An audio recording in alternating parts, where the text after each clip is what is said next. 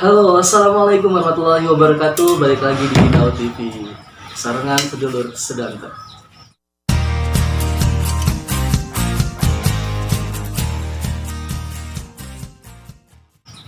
Tentunya bareng saya Lirikal yang bakal menemani pemirsa Ginau TV semua, dulur semua yang mudah-mudahan sehat selalu.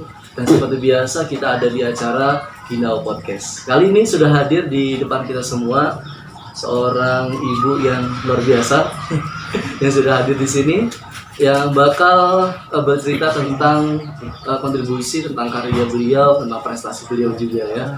Apa aja atau gimana perjalanannya, simak terus sampai selesai. Kita langsung sapa aja bersama ibu siapa nih yang sudah hadir di sini. Saya biasa dipanggil Bu Atun. Bu Atun. Saya aslinya Kartona, tapi biasa dipanggil Atun. Bu Atun ya, biar mudah atau biar gampang ya. Mungkin dengan melihat video ini bisa kenal gitu kan di jalan. Bu Atun nih. Iya, iya. Ibu adalah seorang guru ya? Benar. Ibu dari kapan ngajar? Ngajar. Ngajar kalau di Cilegon ya, dari 2001 2002. 2001 2002. Itu di sekolah dasar. Di sekolah dasar SD Madani. Oh, udah puluhan tahun ya ternyata. 20 ya. Tahun ini menginjak 20 tahun ya. 2 dekade, luar biasa. Ibu kenapa dulu mau ngajar? Apakah memang cita-cita dari dulu atau emang ada inspirasi atau ada dorongan dari orang tua? Enggak juga sih, passionnya saya aja kayaknya ngajar ya. Padahal sebetulnya lulusannya juga hubungan internasional gitu, bukan dari pendidikan ya. Tapi saya suka dengan dunia pendidikan, gitu, suka dengan hal-hal yang terkait dengan pendidikan ya. Oke. Berarti itu karena passion, karena panggilan juga Iya. gitu kan. Tapi kalau dulu itu maksudnya apakah karena ada inspirasi dari seseorang kah, atau memang ngajar itu memang udah ya udah hidup ngajar aja, asik aja sih kayaknya sharing ilmu itu. Wah, kalau untuk perjalanan akhirnya jadi pengajar atau guru itu sebetulnya karena mungkin nasib yang membawa saya ke Cilegon ya. Ya, karena awalnya juga Emang asli dari mana? aslinya dari Pekalongan, Kota Batik ya. Berhubungan dengan batik nih, karena saya asalnya dari Kota Batik. Tapi lama besar itu di Jakarta. Tapi hidupnya di Cilegon, jadi perantau. Ini kemana-mana ya? Iya, Lahir di Pekalongan, besar di Jakarta, hidup di Cilegon. Iya, benar. Luar biasa ya, berarti panjang perjalanannya ya. Jadi ngajar di SD Madani itu atau di SD yang sekarang sampai sekarang ya, dari 2001 2002 itu? 2001 2002 itu awalnya itu karena ada buka lowongan saya dari radio. Begitu saya merantau ke Cilegon, mau apa nih di Cilegon gitu. Ini kita survivor banget tuh di Cilegon itu. Supaya intinya supaya survive gitu ya. Iya, itu. Nah, gitu. Berawal dari itu saya coba untuk mengajukan lamaran. Dari sekitar 80-an atau 90-an orang yang melamar pada waktu itu karena baru mau berdiri sekolahnya. Jadi menerima 4 guru saja. Nah, itu kita merintis dari awal, dari mulai sekolahnya masih ngontrak ya, di TPA Asalam. Dari nol banget ya berarti. Iya. Tapi kan tadi jurusannya hubungan internasional. Iya. Itu maksudnya masuk nggak sih kualifikasi waktu itu? Maksudnya kenapa bisa masuk gitu maksudnya? Kenapa bisa masuk? Karena kualifikasinya waktu itu yang penting S1 dari segala jurusan, pada waktu itu ya. Dan yang diminta juga kualifikasinya itu aktif berbahasa Inggris dan bahasa Arab. Gitu. Ada plus tambahan ya? Iya, karena di sekolahnya itu nanti konsepnya menggunakan pengantar bahasa Inggris dan bahasa Arab. Dan melalui beberapa tes, empat kali tahapan tes gitu, sampai psikotes ya, dari 80-90-an orang itu yang diterima gitu. Dan kita merintis benar-benar dari awal ya, belum ada muridnya. Tapi waktu itu maksudnya kan sudah yang namanya merintis kan nggak besar lah gitu kan, apalagi yang namanya guru kan ya Bu ya. Sampai sekarang juga mungkin kalau gurunya honorer gitu kan, biasanya kan kalau buat dari duitnya tuh kecil aja ya. Kecil, Dulu, iya. dulu itu gimana sih? Maksudnya ketika tahu ternyata belum ada, maksudnya dari duitnya ya, itu gimana Bu? Maksudnya ibu karena emang survive-nya itu karena itu melihat itunya, atau ada hal lain dari itu yang membuat ibu itu semangat terus gitu? Ya karena pada waktu itu merintis sekolah itu butuh apa, effort yang besar ya gitu. Pasti. Dan kita memang dengan tim, dengan kepala sekolah yang pada waktu itu sebagai pendiri atau pionirnya gitu, Pak Taufik waktu itu ya, Pak Taufik itu memberikan inspirasi gitu bagaimana kita ingin mendirikan atau membangun sekolah yang nantinya bermanfaat untuk masyarakat Cilegon, karena pada waktu itu yang terkenal sekolah yang banyak diminati oleh masyarakat pada waktu tahun 2001 itu kan sekolah Islam belum banyak. Ya, yang bernuansa Islam ya, apalagi ini ada kelebihan berwawasan internasionalnya, menggunakan bahasa Inggris, bahasa Arabnya gitu. Yuk kita bangun sekolah ini, semoga bisa menjadi pilihan yang baik gitu untuk anak-anak di masyarakat Kota Cilegon itu untuk bisa menyekolahkan anaknya di SD Madani. Nah, satu lagi ternyata saya juga baru mengetahui tentang pendidikan inklusi kalau sekarang ya, lebih dikenal sekarang pendidikan inklusi. Pada 2001 itu ya SD Madani itu berdiri memang sudah menerima anak-anak berkebutuhan khusus. Dari awal macam latar belakangnya. Jadi luar biasa ya, nggak cuman istilahnya tuh ya, jadi gurunya tuh nggak cuman bener-bener dari ngeliat ibaratnya dari duitnya aja gitu ya, tapi memang benar-benar dari hati juga. Iya betul. Nah itu juga inspirasi buat teman-teman ya saat ini mungkin apalagi mau merintis karir di dunia pendidikan ya, karena dunia pendidikan itu tuh pengabdian ya banyaknya ya. Dibandingkan kalau nyari duit itu kayaknya ibaratnya kurang lah gitu, apalagi kalau honor ya. Tapi tetap semangat. Iya benar, karena saya teringat dari kata-kata atau pesan dari Bapak guru saya yang saya ingat sekali pesannya dari pesantren ya, karena saya lulusan pesantren dari Darun Najah. Pada saat saya mondok maupun setelah lulus kita ada komunikasi dengan teman-teman, baik dengan guru-guru kita juga. Alhamdulillah kan sekarang medsos itu bisa menyambung silaturahim ya, mendekatkan yang jauh. Iya, bisa mendekatkan yang jauh itu. Ya pesannya itu jangan jadikan pendidikan itu sebagai penghidupan gitu, tapi jadikan pendidikan itu sebagai ladang dakwah.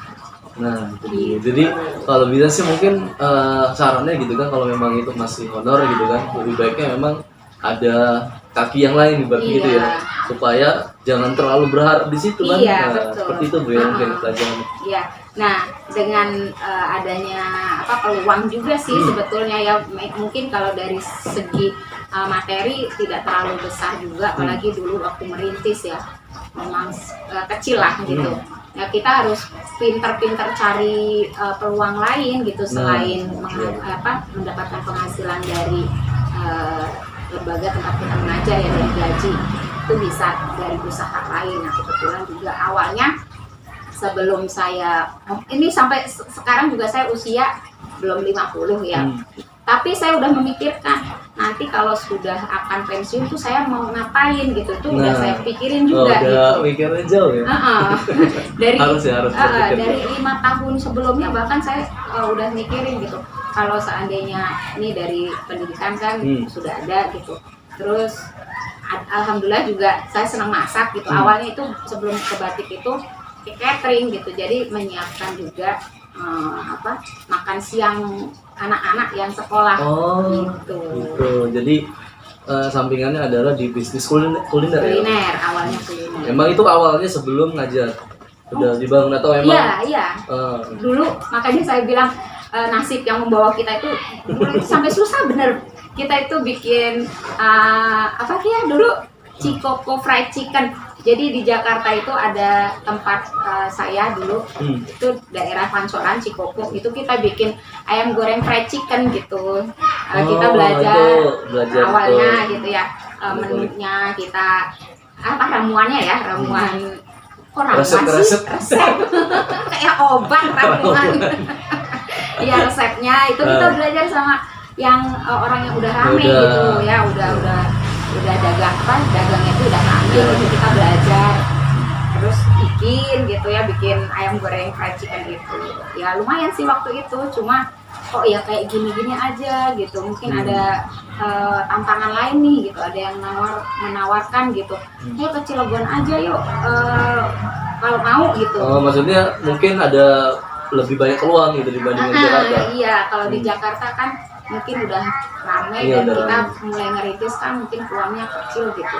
Jadi awalnya itu di Serdang kita, bukan di Cilegon, di Serang ya, di Serang. Masih itu ya, Kabupaten Serang ya.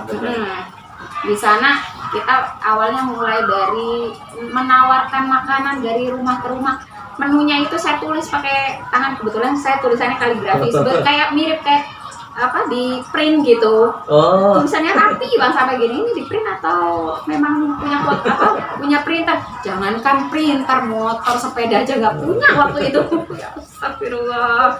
Bener, kalau mengenang masa-masa itu bisa ketawa, cuman ngejalaninnya waktu itu sampai sedih-sedih gitu. Ya itulah kadang-kadang kepahitan hidup kita itu mungkin yang waktu itu kita rasain menyedihkan, tapi ketika waktu berlalu itu malah lucu gitu. Lucu ya, bener lucu. Sampai sering kalau inget tuh ada pohon pepaya di depan situ. Saya kalau lihat pohon pepaya itu inget dulu pertama kali merantau itu dari Jakarta itu, di sebelah rumah itu ada pohon pepaya itu bermanfaat banget itu. Daunnya kan buat salad tuh, pepaya mudanya buat di sayur, pepaya yang matangnya buat anak saya gitu ya. Ya seperti itu.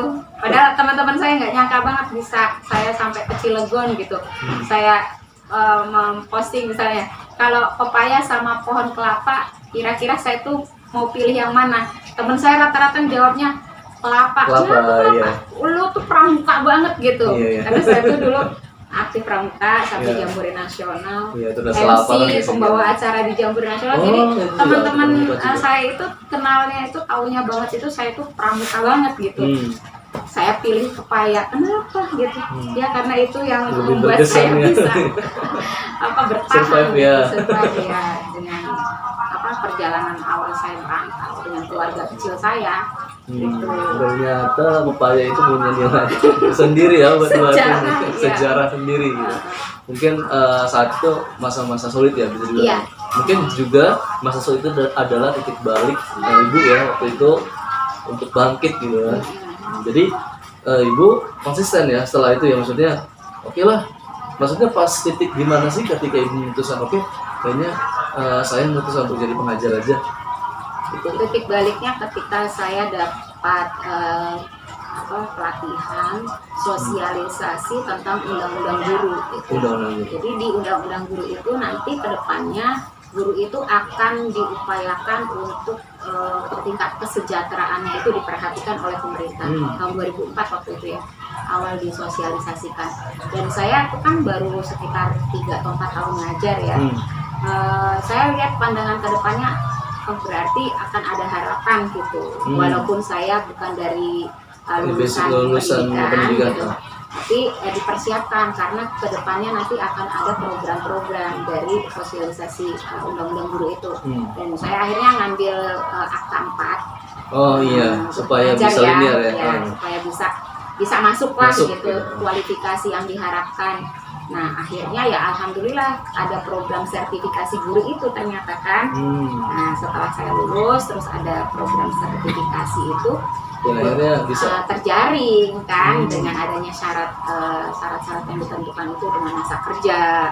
Selain masa kerja itu dari kualifikasi ijazah akademiknya ya, yang harus punya akta 4 kalau bukan dari SPD gitu. Itu zaman dulu. Akhirnya tahun 2010-2011 saya ikut sertifikasi guru PPG ya, pendidikan profesi guru itu.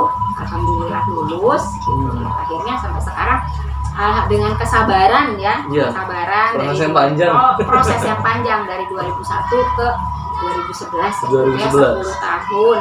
Nah buat guru-guru yang baru mulai merintis gitu ya, yang baru mulai ngajar, sabar walaupun mungkin penghasilan atau penghidupan dari guru itu memang tidak besar, gitu ya. Iya. Sama seperti yang tadi nasihat dari Pak Kiai atau Pak Ustadz saya itu, gitu. Jadikan pendidikan itu sebagai ladang dakwah, bukan sebagai penghidupan.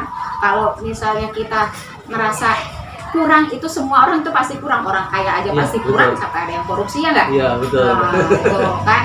Gimana kita pinter-pinter ngaturnya, jangan sampai besar pasak daripada tiang. Betul. Kalau pendapatannya segini, misalnya pendapatannya 10 gitu, jangan sampai kita pengeluarannya pengeluaran melebihi lebih dari dari 10 gitu. Itu mungkin definisi berkah Bu ya. Ya, betul. Kecil tapi kalau kita syukuri, insya Allah itu bisa mencukupi hidup ini. Iya. Jadi itu guru itu ya seperti itu, makanya banyak sih yang saya kenal juga guru-guru yang mungkin penghasilannya biasa sederhana gitu kan, kecil bahkan gitu kan, tapi dia bisa kok ngidupin banyak anak gitu kan, bisa ini rumah segala macam, karena mungkin kalau menurut saya sih ya nggak mungkin, saya mungkin nggak dari situ rezekinya gitu kan, mungkin ada jalan Sampingannya yang gitu. lain gitu. Iya. harus kreatif kan. Guru itu kan ngajar itu kan seni, bukan hanya menyampaikan ilmu Betul. aja.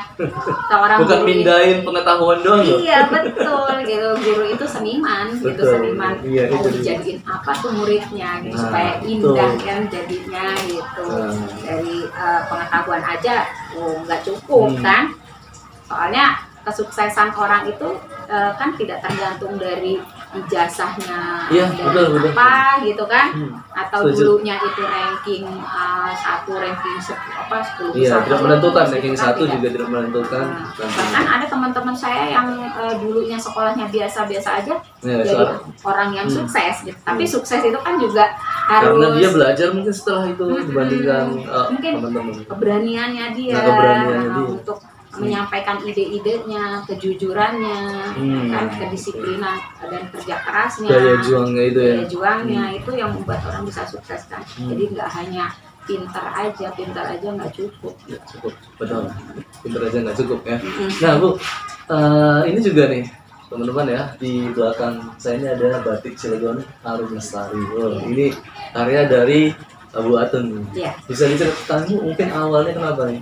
Maksudnya apakah basically dari Pekalongan tadi sehingga terus untuk membuat karya Batik, yang membatik gitu. seperti ini atau gimana? Enggak, sebenarnya saya memang dari Pekalongan itu terkenal kota batik. Iya. Dulu saya memang seingat saya masa kecil saya itu tante saya ya, bule saya gitu, nenek saya itu, ibu saya cerita itu memang dulu itu banyak pembatik di kampung saya, tapi pada masanya itu waktu saya kecil itu sudah jarang gitu, jadi sedikit sekali yang membatik dan saya nggak secara langsung bisa, saya hanya memperhatikan, seingat saya itu hanya memperhatikan. Nah ketika ini tuh kenapa ada tahun 2018 itu ada lomba desain motif daerah, Motif daerah. motif batik Batik daerah. daerah ya. Sebelumnya kan saya nggak bisa tuh, ada yang menginfokan dari sekolah, teman saya Bu Aat ya. Nah Bu Aat itu ngajak, yuk siapa yang mau ikut lomba batik, mana bisa, kita kan belum ada yang bisa, kita adain pelatihannya gitu. Nah dari mulai adanya pelatihan itu kita latihan tuh guru dari beberapa orang, banyak Guru-guru maksudnya guru-guru di guru dalam madani. sekolah. Oh iya. Kan ini kalau misalnya ada yang bisa kirim yuk gitu ke dinas pariwisata. Oh maksudnya gitu, istilahnya untuk mempersiapkan Iya. ada lomba itu ya atau ada Terus dari guru-guru itu yang sampai bertahan itu 2, saya dan Pak Supriyadi. Pak Supriyadi itu yang bertahan dan bisa menyelesaikan gitu, dari mulai kita mendesain Dari gambarnya dari kertas putih, terus kita pindahkan ke kain gitu ya, terus dari kain itu kemudian kita canting, terus pewarnaan dan seterusnya sampai pelorotan Sampai sampai jadi ya. akhirnya jadi. Itu saya dan Pak Supriyadi yang mengirimkan. Nah, alhamdulillah saya termasuk yang dapat juara, walaupun bukan juara 1 ya, tapi juara 3 itu tingkat kota awalnya. Oh. Tingkat kota, penyelenggaranya dari dinas pariwisata dan Pariwisata. kebudayaan. Ya, dengan Bu Tini itu yang mensupport, Bu pasti bisa gitu, bagus itu gambarnya gitu. Yang memberikan Awalnya percaya diri ya. ide-idenya gitu, iya gitu. Siapa yang bikin, guru di Madani Bu gitu. bagus banget gitu. Ini ya diteruskan, coba nanti difoto hasilnya gitu. Akhirnya sampailah jadi, dan presentasi itu di depan Pak Kadis waktu itu, kepala dinas sebagai jurinya, salah satu jurinya. Setelah jadi diminta membuat kainnya, karena waktu itu kan ukurannya hanya 70 kali 70 cm, nggak ada 1 meter. Oh iya, ya, cuma gitu doang ya. Sebagai sampel aja. Sampel ya, kan karena bikin 70 kali 70 cm itu aja udah gimana ya. Berapa minggu waktu itu kan, terus butuh waktu dan butuh ketelitian, kesabaran banget lah. Pokoknya ketabahan yang penting. Membatik itu butuh kesabaran dan ketabahan. Karena kalau nggak sabar dan tabah itu pasti nyerah gitu. Nyerah itu acak-acakan gitu. Nah, akhirnya diminta membuat 2 kain helai batik tulis itu. Alhamdulillah 2 kain itu saya selesaikan dari mulai Januari 3 bulan. Karena saya harus ngatur waktu kan saya ngajar. Kalau saya di rumah terus ya aja kan. Iya, langsung terus ya. Karena ada kesibukan lain tadi ya. Karena kesibukan sambil ngajar, kadang saya bawa ke sekolah gitu. Terus anak-anak juga melihat kalau lagi istirahat itu saya nyanti gitu, bau malam, bau apa sih ini Bu? Gitu. Nah ini namanya malam gitu. Terus nanti susah nggak Bu gitu, ada yang mau coba? Iya coba gitu. Jadi anak-anak murid saya juga memperhatikan gitu, ada yang nyoba, tertarik ya, tertarik sampai termotivasi juga. Salah satu siswa yang ikut lomba batik kan biasanya ada lomba FLSN kan, iya.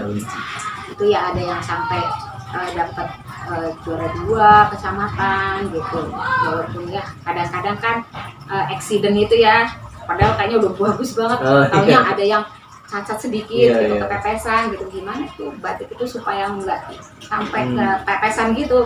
Nah alhamdulillah 2 kain yang saya buat itu menurut saya tuh bagus gitu lah ya, maksudnya udah hati banget gitu. Murid saya yang membantu juga saya pilih yang anaknya teliti, rapi gitu. Itu saya minta bantu untuk mewarnai waktu itu 2 kain batik tulisnya itu, disimpan di Dinas Pariwisata. Karena waktu itu rencananya kain itu akan dipakai mewakili Provinsi Banten di pagelaran pakaian daerah nasional di Solo tahun 2019. Tapi itu jadi maksudnya? Jadi dan dapat rekomendasi memang dari Pak Wali ya, Wali Kota ya. Waktu itu dapat rekomendasi kita ke Solo sama himpunan perias pengantin. Apa itu ya namanya ya? Himpunan Ikatan Perias Pengantin. Iya, Ikatan Perias Pengantin Kota Cilegon sama Bu Sika sama almarhum Bu Yeni. Sudah meninggal beliau. Kita bertiga waktu itu berangkat ke Solo. Solo iya. Wow, jadi emang sudah sampai ke Solo juga ya? Iya, batik tulisnya itu dipakai. Selain itu apa lagi? Maksudnya batik ini udah kemana aja sih? Nah kan setelah jadi batik itu terus coba dibuat lah gitu.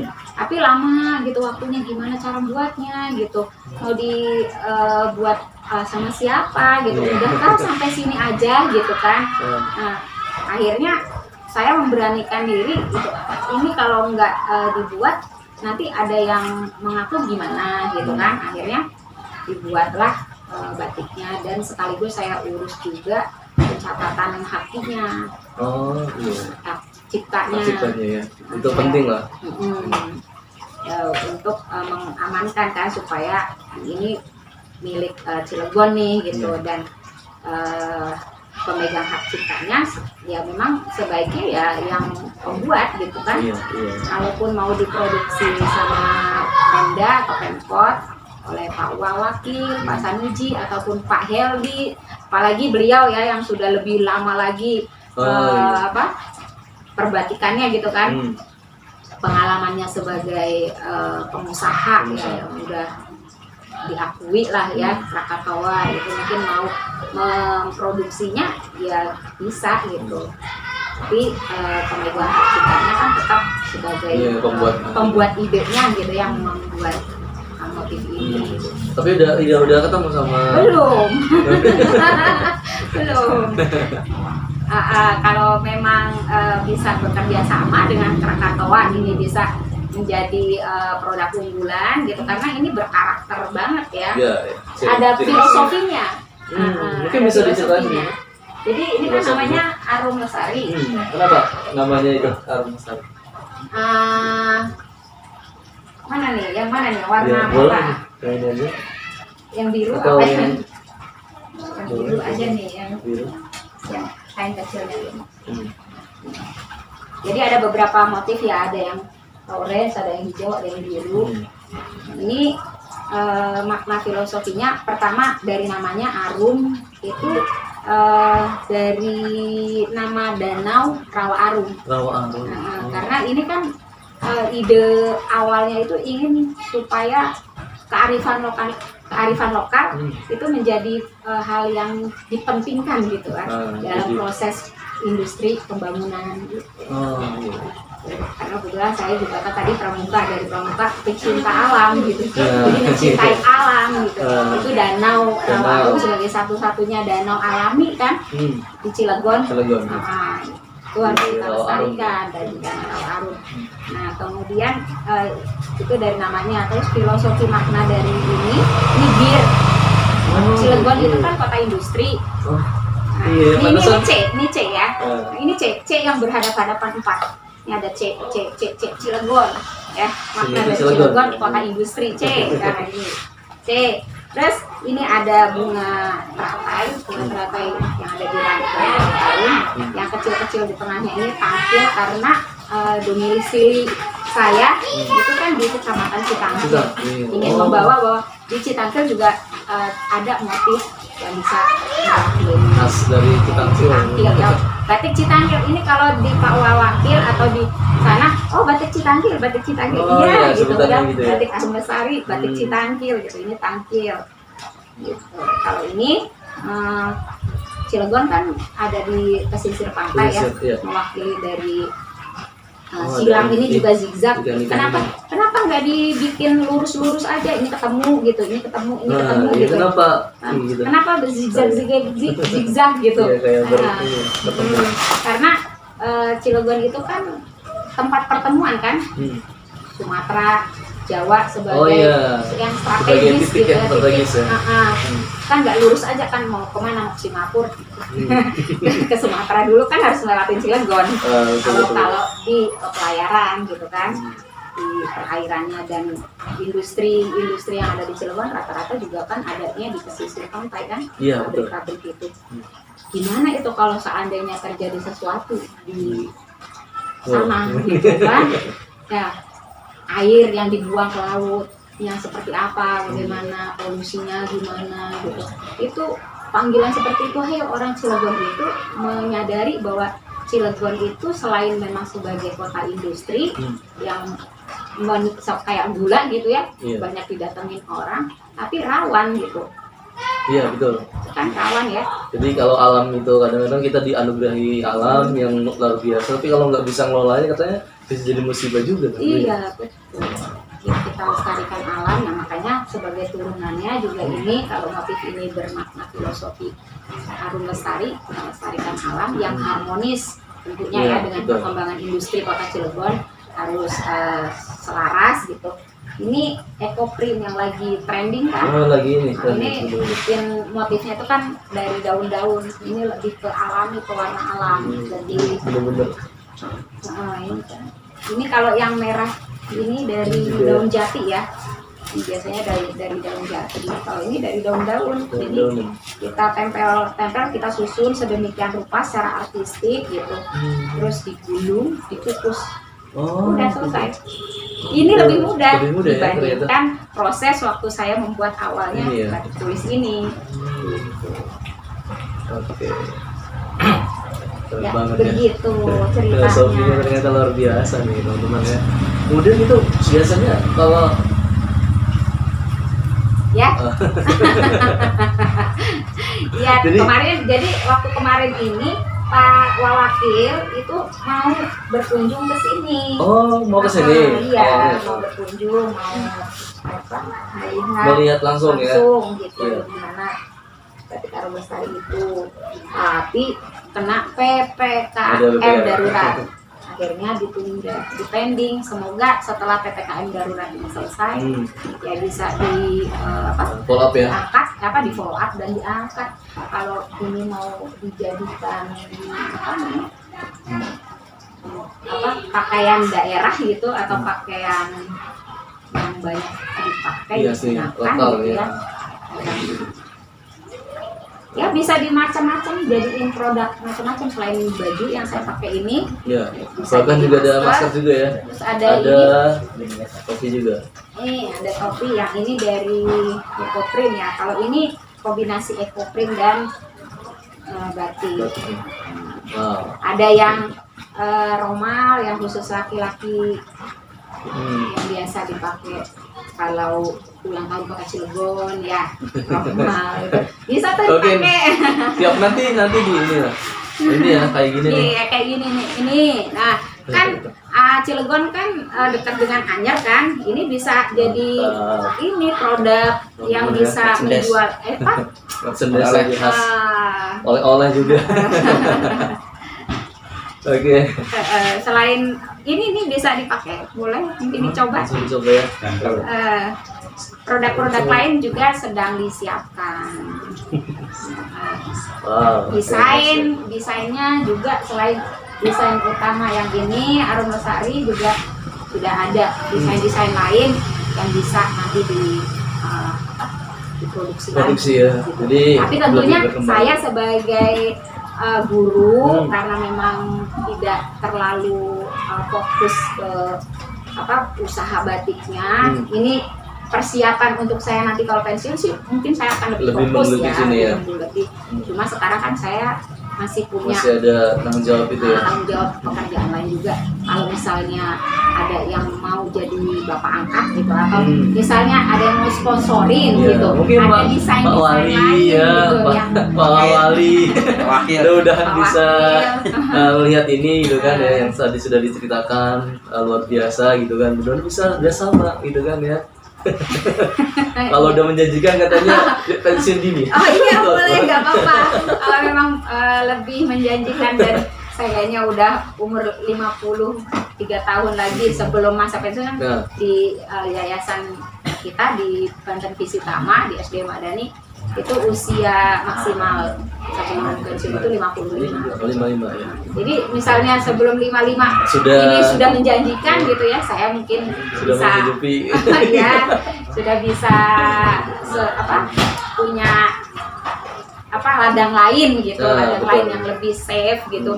Ya mungkin saya akan berhenti mengajar secara formal, tapi tentunya saya bisa mengajar juga informal, nah, ini kan memberdayakan bisa. masyarakat gitu yang masih bingung mau ngapain gitu. Bisa nih bikin romal kayak gini atau bikin topi. Oke.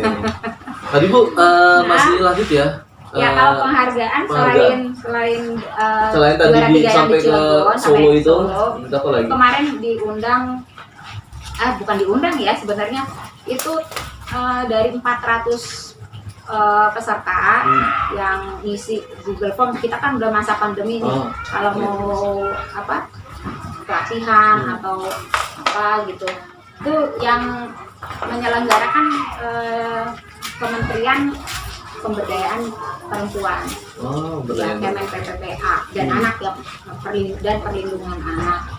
Itu dari 400 wanita perempuan di Indonesia itu terjaring sekitar 100 dari 6 daerah terpilih. Itu kerjasama dengan pemerintah Inggris. Kedutaan Inggris. Dan alhamdulillah itu ada dua tahap pelatihannya dari Oktober sampai Desember. Itu yang dasar tahun 2020 dan yang tahap lanjutannya yang gelombang kedua lanjutannya ditindaklanjuti itu bulan Januari sampai Februari awal tahun kemarin itu. Dan alhamdulillah